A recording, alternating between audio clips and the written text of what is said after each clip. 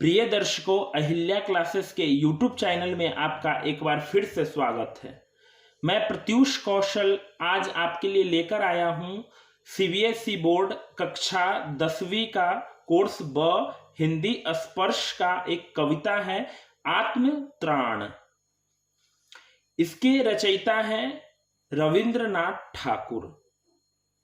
रविंद्रनाथ ठाकुर जी का जन्म 1861 ईस्वी में हुआ था और इनकी मृत्यु 1941 ईस्वी में हुई थी। और यह जो कविता लिखा गया था उनके द्वारा, यह बांग्ला भाषा में लिखा गया था। यह एक प्रार्थना गीत है। इसमें भक्त अपने भगवान से प्रार्थना करता है, इसलिए इसे हम कविता के जगह पे हम इसे प्रार्थना गीत कहना ज्यादा हम उचित समझेंगे। इसे हिंदी में अनुवाद किए थे आचार्य हजारी प्रसाद द्विवेदी जी ने। इन्होंने बहुत ही निष्ठा के साथ इसके मूल रूप को बरकरार रखा। जैसा ये बांग्ला भाषा में लिखा गया, जो उसके मूल भाव थे, वह कहीं ना कहीं आचार्य हजारी प्रसाद द्विवेदी जी इसके अनुवाद करते समय उसको बनाए रखा, जो हम लोग देख पाएंगे कि उसका मूल भाव क्या है। आचार्य हजारी प्रसाद द्विवेदी जी का साहित्यिक योगदान बहुत बड़ा है, इसलिए हम यह समझ सकते हैं कि इनके द्वारा जो अनुवाद किया गया है आत्मत्राण का, यह कहीं ना कहीं सर्वश्रेष्ठ होने वाला है या हुआ है। तो हम देखेंगे कि आत्मत्राण यह कहीं ना कहीं हमारे जो आत्मा की आवाज होती है, वह यहां पर स्पष्ट रूप से दिखाई देगी। यहां प्रस्तुत कविता में देखेंगे, कवि ने इस बात का वर्णन किया है कि ईश्वर केवल उन्हीं लोगों की सहायता करते हैं जो खुद अपनी सहायता करने की कोशिश करते हैं, जो मुसीबतों का सामना करते हुए अपने कर्तव्यों का पालन करते हैं। हम लोग प्रत्येक दिन कई तरह की समस्याओं, कई तरह की बाधाओं से जूझते हैं, लेकिन हम हर दिन प्रयास करते हैं कि हम अपनी बाधाओं को पार पा सकें। उन्हें ही जीवन के संघर्ष में जीत मिलती है। आप देखेंगे कि वही लोग अपने जीवन में आगे बढ़े हैं जिन्होंने सारी बाधाओं को दूर किया है अपने प्रयासों से। अगर हम स्वस्थ प्रयास करते हैं और ईश्वर में आस्था रखते हैं तो बड़े से बड़ा बाधा हमें डिगा नहीं पाता है, हमारा कुछ नहीं बिगाड़ पाता है। तो ये कहीं ना कहीं इसी के इर्द गिर्द आज की कविता होने वाली है, जो आत्मत्राण है। तो हम सबसे पहले समझेंगे कि आत्मत्राण का क्या अर्थ होता है। तो आत्म का मतलब होता है स्वयं से, और त्राण का अर्थ होता है बचाव, अर्थात स्वयं को बचाव करना या स्वयं का बचाव करना या बचाना। यह शीर्षक से स्पष्ट होता है, इस कविता के शीर्षक से स्पष्ट होता है कि स्वयं को कैसे बचाया जा सकता है। यहां पर अब प्रस्तुत पंक्ति को देखेंगे, विपदाओं से मुझे बचाओ, यह मेरी प्रार्थना नहीं, केवल इतना हो करुणामय, कभी न विपदा में पाऊं भय, दुख ताप से व्यथित चित्त को न दो सांत्वना नहीं सही। अर्थात विपदाओं से मुझे बचाओ। यहां पे भक्त ईश्वर से कहता है कि विपदाओं से मुझे बचाओ, यह मेरी प्रार्थना नहीं। एक सच्चा भक्त अपने ईश्वर से, अपने आराध्य देव से यही कहता है कि हे ईश्वर, ये मेरी प्रार्थना नहीं है कि आप मुझे कष्टों से, विपदाओं का अर्थ होता है कष्ट, बाधा, पीड़ा, आप मुझे पीड़ा से मत बचाओ।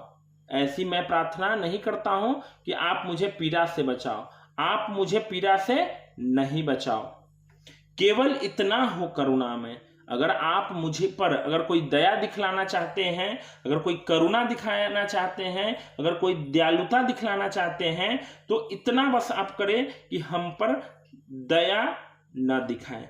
हम जो पीड़ा है मेरे ऊपर या मेरे ऊपर जो भी बाधाएं हैं वो मैं खुद उसको दूर करूं। आप सिर्फ और सिर्फ इतना करुणा कीजिए, मुझे साहस दीजिए कि मैं बाधा से लड़ सकूं।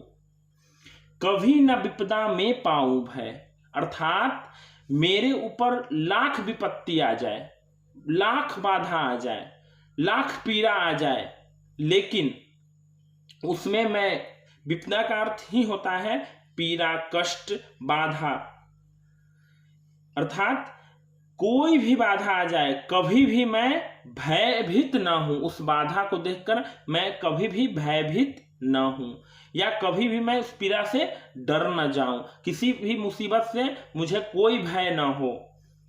दुख ताप से व्यथित चित्त को न दो सांत्वना नहीं सही।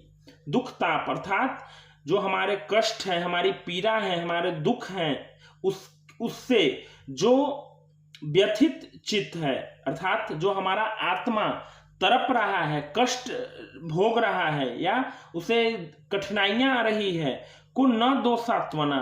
कोई जरूरी नहीं है कि आप उसे कम कर दीजिए, आप उसे लघु करने का प्रयास करें, ये सही नहीं है। अर्थात इन 4 पंक्तियों से यह स्पष्ट होता है कि कहीं ना कहीं यहाँ पर भक्त जो अपने आराध्य देव से कहते हैं कि मुझ पर लाख विपदाएं आएंगी, लेकिन आप उन विपदाओं को दूर कभी नहीं करना। सिर्फ और सिर्फ अगर तुम कर सकते हो, आप कर सकते हो। अपने आराध्य देव से कहते हैं कि अगर मेरी मदद कुछ भी कर सकते हो तो इतना दया कीजिए मुझ पर कि मैं जब कठिनाइयों में आ जाऊं, जब विपत्तियों में फंस जाऊं, जब पीड़ा मुझे खूब परेशान करने लगे, तो सिर्फ और सिर्फ आप अगर कुछ करें तो ये करें कि मैं उस विपत्ति में थोड़ा भी भयभीत नहीं हूं, थोड़ा भी डरूं नहीं। बस इतना आप करें, क्योंकि मेरे हृदय में जो भी व्यथा है, हमारे हृदय में जो भी पीड़ा है, वह सिर्फ और सिर्फ आपके हिम्मत देने से मैं उसको करने में सक्षम पाऊंगा। इसलिए आप मुझे सिर्फ और सिर्फ भय रहित होने का कृपा कीजिए, हम कभी भी भयभीत ना हो। भक्त यही चाहता है ईश्वर से। अब हम आगे के पंक्तियों में देखेंगे।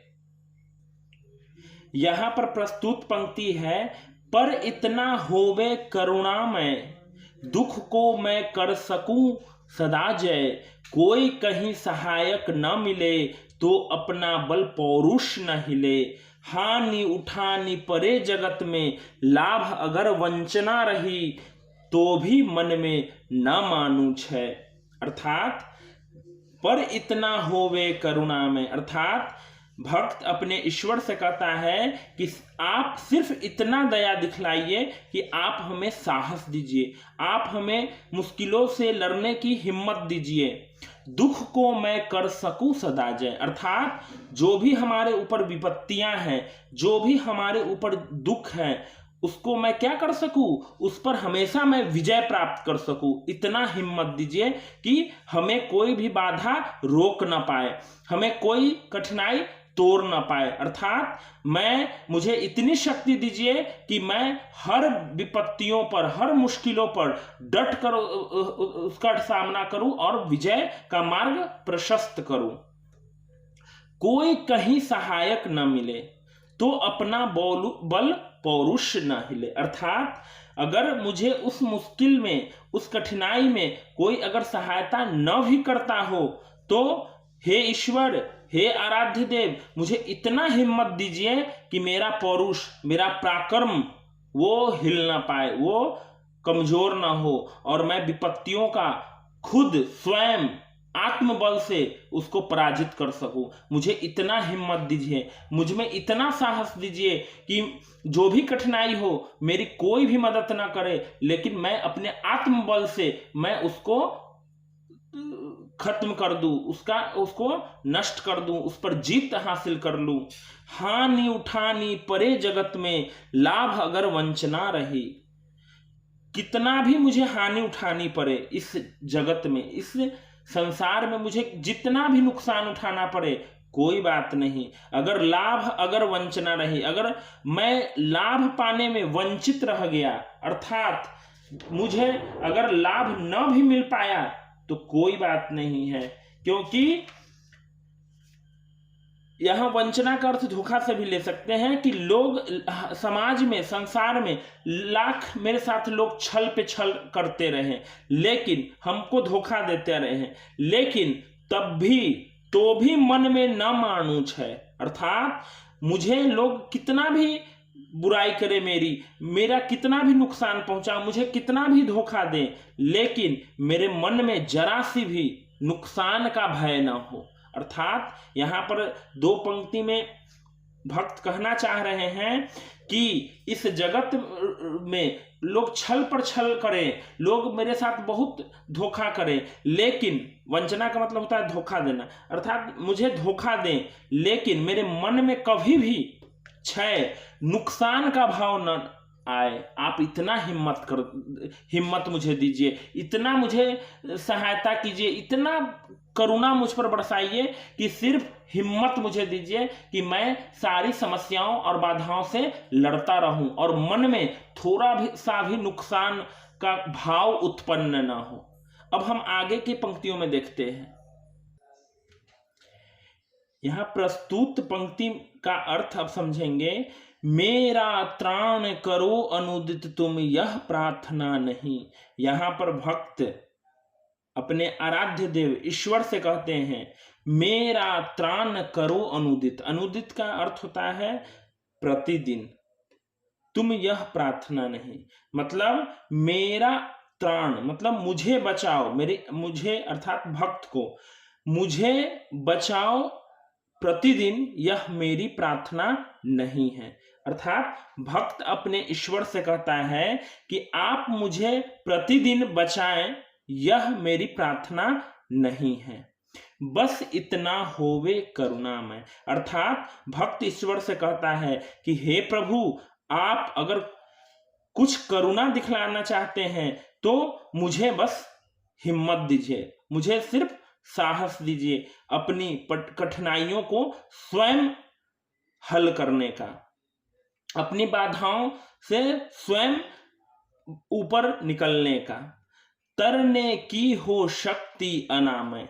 तरने की अर्थात तरने का अर्थ यहां पर हम लेंगे कि हम जब समस्याओं से निकलना चाहें, कि हो शक्ति अनामय। अनामय का अर्थ होता है रोग रहित, अर्थात मुझे ऐसा हिम्मत दीजिए, मुझे ऐसा साहस दीजिए कि मुझे ऐसा बल पौरुष दीजिए, तरने की हो शक्ति, कि वो शक्ति क्या हो, एकदम रोग रहित हो।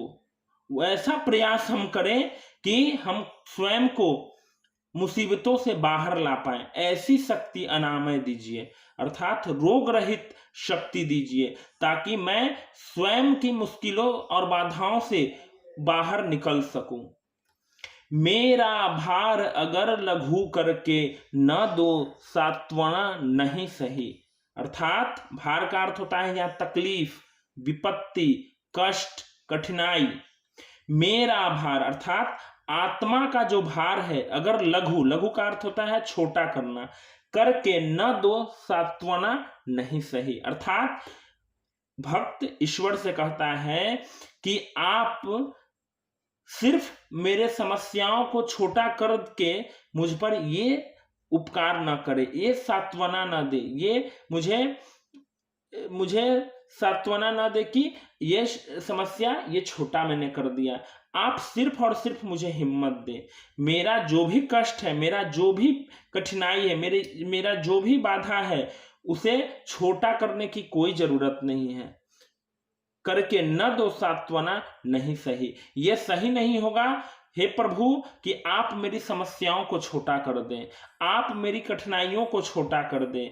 केवल इतना रखना अनुनय, वहन करू सकूं इसको निर्भय। अर्थात अगर आप कुछ देना चाहते हैं, अगर मैं आप मेरी विनती को सुनना चाहते हैं, अनुनय का मतलब होता है विनती या विनय, वहन का मतलब बोझ उठाना, केवल इतना रखना अनुनय, वहन कर सकूं इसको निर्भय। अर्थात बिना डर के आप मेरी इतनी विनती स्वीकार करना प्रभु कि मेरे ऊपर जो भी बाधाएं हैं, जो भी कठिनाइयां हो, उसको मैं निर्भय होकर बिना डरे हुए मैं उसको वहन कर सकूं, मैं उसको पार कर सकूं और खुद मैं उससे लड़ सकूं और अपना जीत का मार्ग प्रशस्त कर सकूं।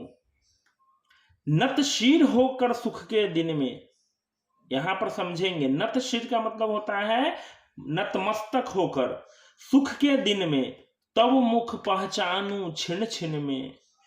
अर्थात यहां पर भक्त ईश्वर से कहता है कि नतशीर होकर, अर्थात हे प्रभु जो मेरा सुख का दिन है, मैं चाहता हूं कि मुझे अभिमान न हो, मैं उस समय भी क्या हूं, आपके समक्ष नतमस्तक रहूं, आपके सामने मुझे कोई अहंकार का भाव न उत्पन्न हो। जब मेरा अच्छा दिन रहे उस समय में भी मैं तुम्हारे चरणों में क्या हूं, नतमस्तक रहूं, तब मुख पहचानूं, और उस समय भी तुम्हारा मुख मतलब आपका ईश्वर का मुख मेरे मन मस्तिष्क में हो, उनकी झलक मेरे मन मस्तिष्क में हो, छिन छिन में, अर्थात हर पल हर क्षण मेरे अंदर हो, ताकि मैं सुख में भी क्या करूं, मेरे अंदर ना अहंकार आए और ना गम में भी मुझ में इतनी हिम्मत रहे कि मैं अपनी समस्याओं से लड़ सकूं। तो यहां पर इन पंक्तियों से यही कवि रविंद्रनाथ ठाकुर कहना चाहते हैं। अब हम आगे की पंक्तियों में देखते हैं। दुख रात्रि में करे वंचना मेरी, जिस दिन निखिल मही, उस दिन ऐसा हो करुणा मैं, तुम पर करूं नहीं कुछ संशय। अर्थात दुख रात्रि में करे वंचना मेरी, वंचना का अर्थ यहां होता है धोखा देना, ठीक है, या मेरी जिस दिन निखिल, निखिल का अर्थ होता है संपूर्ण, मही का अर्थ होता है धरती, वसुंधरा, अर्थात उस दिन ऐसा हो करुणा में, अर्थात जिस रात्रि में दुख मेरी वंचना करे, मुझे क्या करे, धोखा दे, छल करे, मेरी जिस दिन निखिल मही, अर्थात पूरा धरती जिस दिन मेरी वंचना करे, जिस रात्रि को पूरी धरती मुझे धोखा दे दे संपूर्ण रूप से, जब पूरी धरती, जब रात्रि को, कहने का अर्थात है दुख की रात्रि में, अर्थात रात्रि सोने वाला रात्रि नहीं, यहां दुख की रात्रि, दुख रात्रि में, अर्थात जब घनघोर अंधेरा हो, अर्थात जब लोग धोखा पे धोखा देते हैं तो व्यक्ति के सामने घनघोर अंधेरा छा जाता है। अर्थात दुख रात्रि में करे वंचना मेरी, अर्थात रात्रि में भी अगर दुख कष्ट कठिनाई अगर मुझे धोखा देती है मेरी जिस दिन निखिल मही, अर्थात वंचना मेरी जिस दिन निखिल मही, अर्थात पूरी धरती पर संपूर्ण रूप से, उस दिन ऐसा हो करुणा में। तो हे ईश्वर, उस दिन आप इतना सिर्फ करुणा करेंगे मुझ पर, इतना दया करेंगे, तुम पर करूं नहीं कुछ संशय, अर्थात तुम्हारे अस्तित्व पर, तुम्हारे होने पर मुझे कोई संशय न हो। संशय का अर्थ होता है दुविधा होना, अर्थात हे प्रभु उस दिन भी जब पूरा धरती, संपूर्ण धरती मुझसे छल करने लगे, उस दिन भी हे प्रभु मैं आपसे दया की इतनी सी भीख मांगता हूं कि मुझे उस पल भी आपके प्रति कोई संशय मन में ना हो कि ईश्वर है या नहीं है। मैं जानता हूं कि मेरा ईश्वर है, तो कितना भी लाख विपत्ति आ जाए, मुझे थोड़ा भी संशय, मुझे थोड़ा भी दुविधा ना हो कि आप नहीं हैं, अर्थात आप इतना दया मुझ पर कर देंगे कि मैं घोर विपत्तियों में भी आपके अस्तित्व को याद रखूं, आप मेरे हृदय में वास करते रहें, ताकि मैं अपने कष्टों को, अपने कठिनाइयों को दूर कर पाऊं और मैं अपने सफलता का मार्ग प्रशस्त कर सकूं। यही आत्मत्राण कविता का अर्थ है।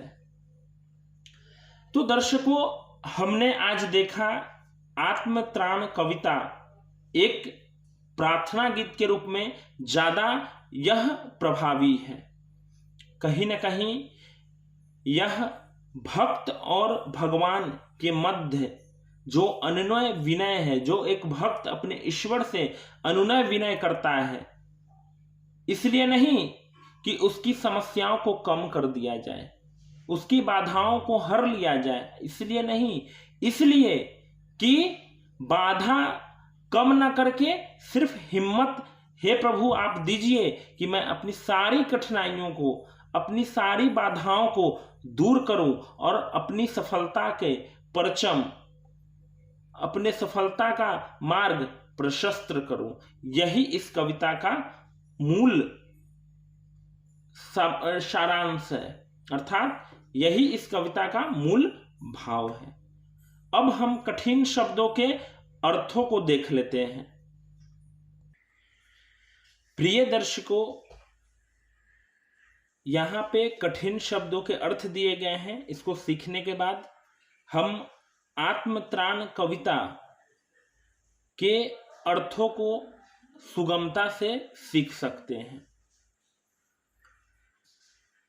मैंने जो आपको आज बतलाया आत्मत्राण के बारे में, कविता के बारे में, तो मुझे आशा है कि आप लोगों ने इसे सीख लिया होगा।